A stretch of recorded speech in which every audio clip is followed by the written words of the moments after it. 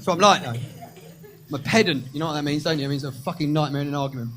Find little holes what people say and then pick them out. And it means I'm good at arguing, but I'm shit at relationships. I'm so shit. So shit. You don't want to be in a relationship where you win. Fucking hell, you lose eventually. In comedy as well, it's quite useful, but, you know, the reviewers don't like it. I got a review at Edinburgh that said, Stephen Grant's a very funny guy, suffers a bit too much from pedanticness, which really upset me, because if I wrote to them and told them it's pedantry, would have proved them fucking right. So, you know...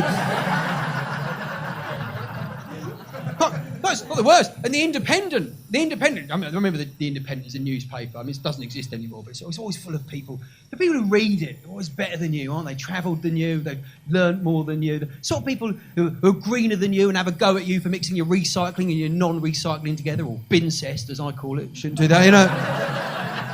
We all know people like this. People who put signatures on their own private email saying, stop, think, do you need to print this off? Do you know what upsets me about that? When I do need to print it off, that's the line that appears on a second fucking page, right? It's killing the trees, wankers. The Independent wrote, he said Stephen Grant, he said, you can tell he researches his comedy. The sort of bloke who'll always dot the I's and cross the T's. And I was pleased with that.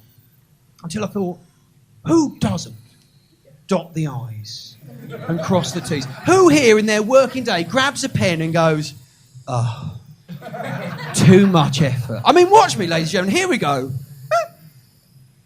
Right? That's not apathy. If you don't do that, that's incompetence. If you don't dot an I, it's no longer a fucking I, is it? It's a little L, right? And if you don't cross a T, it becomes another fucking L, right? What you'll end up with is a shitload of L's, right? I'll tell you who's not dotting the I's and crossing the T's. The Welsh, right? That's why they've got L's everywhere, the lazy, lazy bastards. Just not dotting the I's and crossing the T's. Yeah. Llanelli, actually, Little Italy, right? Just couldn't be bothered to finish the sign. Fuck's sake.